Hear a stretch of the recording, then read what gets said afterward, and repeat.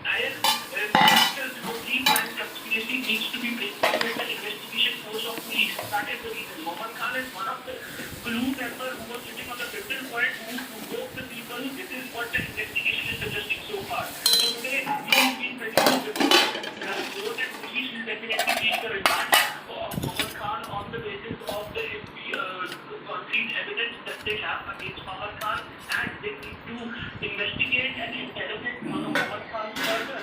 Need to know that who all are involved in the chain of that violence and have pre-planned the entire incident. Just because from 29th till 30th of August his presence has been established in Nook itself, and in fact earlier also his videos have been established provoking the people regarding the Jal Abhishek Yatra. So Mohammed Khan is a very character in this entire investigation, and that is the reason he has been arrested, and it is just one piece of the chain of the entire nexus that pre-planned and hatched the conspiracy for the entire coup violence. So let's wait and watch what is the argument, what is the argument coming out in the court, and either police will be able to take full remand of Mohammed Khan or he will be sent into the judicial custody further.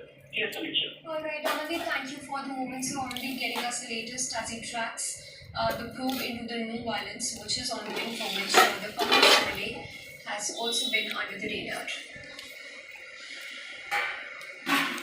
And the news that's coming in from the state of Karnataka days after Mamata Banerjee refused to put on tilak when she was welcomed in Mumbai. It's Siddaramaiah now, the Karnataka Chief Minister, has done the same.